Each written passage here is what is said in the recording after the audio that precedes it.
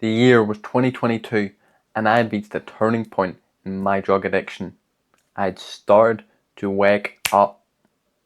See, before this, I'd convinced myself that I wasn't really addicted. That I was doing it for fun. That I was doing it out of choice. Of course, I was completely lying to myself. Little did I know that I needed this so fucking much, or at least I believed I did. And things like this happen in front of me all the time. Doing a lot more drugs than I should have, drinking a lot more than I should have. But I didn't really realize what was happening. I didn't realize that I was addicted. But I'd started meditating. I started meditating to try and bring peace to my life because during this time I was really, really depressed. So I thought meditation would bring some peace, and it did. It brought lots of peace. But I didn't know the true reason of meditation. The true benefit of meditation. And that is consciousness, awareness. You let go of all the bullshit, all the trickery of the mind. And this is what was happening to me. So I was getting more and more depressed, wondering what the fuck was going on. I was getting more sad. The things that were annoying me, the things that were destroying me inside were getting worse, bigger. And then I started getting stomach pains all over my abdomen. Sometimes in the bottom, sometimes up here. Sometimes I would get these zaps. Just like a zzz. Just how you imagine a zap of electricity. It felt like it was going through one of my organs. The zaps were the worst. But these were scaring me, so I went to the doctor. He gave me some pills. They didn't work. I went to the doctor again. I got an ultrasound. They said nothing was wrong. Now I don't know if my organs were dying or what was going on, but what I believe, the meditation was bringing me into the moment, bringing me into awareness of not only my mind and everything around me, but also my body. My body was showing me that I was destroying it. And this was where I seen how truly addicted I was. So one of these days I was out. During this time I was just smoking weed because my stomach was so bad I couldn't drink, couldn't take anything else. I was just smoking weed. Lots of it too. I fucking doubled down on that shit. I was smoking massive blunts. 3 gram blunts, 4 gram blunts. Massive joints. My head was just fried. So we were out in what we called the birdhouse. It was this just grungy, dirty fucking abandoned building. I think it was a car wash or something. But inside I had a sofa and shit. You know what's funny? I never seen the connection between us doing drugs in there and you know what I would see on TV, the crackheads doing crack in the crack house. Because this was just an abandoned, dirty building. We called it the birdhouse because birds lived in it. So as you went in, there was bird shit everywhere. Where we sat, there was no birds. But still, it's just a grimy, dirty fucking place. And one of these days, all the rest of them boys, they were doing E's, ecstasy. You know, this wasn't planned, it just came up, someone had them, and we were going to do ecstasy. And I just remember feeling that pang, that need to take it, that FOMO, that fear of missing out. I felt, fuck, I really, really want to do it. Why the fuck do you have to have stomach pains? And I never took it that day because I was too scared that my stomach pains would get worse. Maybe a few days later, maybe a week later, I reflected on that. And that is when I seen how addicted I truly was. Because I really was convinced I needed it in that moment.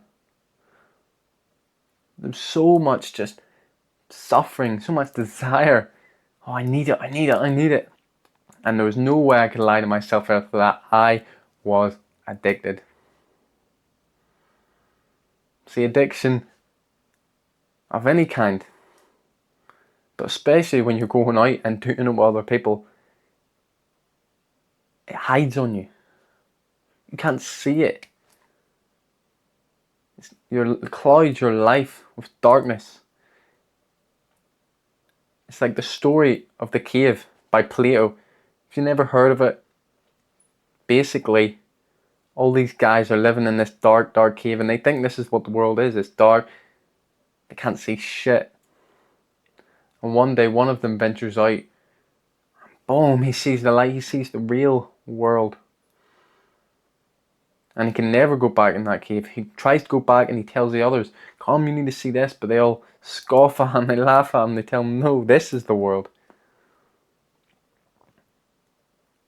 You know, that's so like addiction.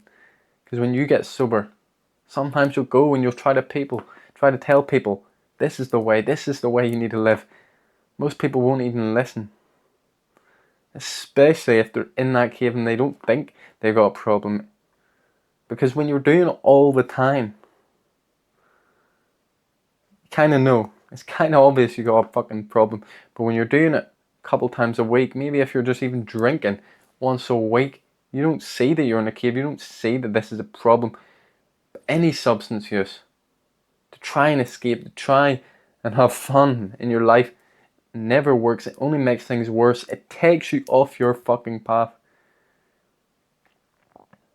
Makes you unaligned with the life that you want to live. We all have these dreams, we all have these desires, these perfect lives. Why do you think so little people really achieve them? It's because they're constantly escaping, constantly running away. The only way to get the life that you want is to face the trials, the tribulations, the gifts that the universe, that God has given you. And when you run, you escape from that, you say, fuck you. So of course, the universe is going to say, fuck you back. So because addiction clouds everything, it clouds the people within it. If you've woken up, if you know you have a problem, tell as much people as you can that you're getting sober, because this will start to wake people up. People in my group started to think, what the fuck were we doing? Eventually, most of them got off the hard drugs. Now, I'm the only one that took the massive step into getting completely sober, but I was always that motherfucker to go the full way, never to go the halfway. I'll never settle. I never want a medium life. I want the best that I can get. This is why you need to drop all of it. And like I said, things like meditation, things like exercise, these good habits will also wake yourself up. It'll wake those around you up. The more good habits that you do, the harder it is to destroy, to poison yourself. Meditation, it'll bring that clarity. As I said, all the bullshit will slowly but surely go away. And you'll see the world, you'll see yourself as how you truly are. And when you reach that point, it's literally impossible to keep going. And that happened to me. Because I was doing drugs and eventually I got to the point where I was conscious even when I was doing these bullshit habits. And there was no turning back. At that point, everything just fell away. Yes, it took months. But I knew in my heart I had to quit drugs. There was no choice. Literally no choice. People wonder about how I done it. It's because I had no choice. And that's the beauty in these good habits. So you should read every single day. That brings joy. It brings something more to your life than the mundane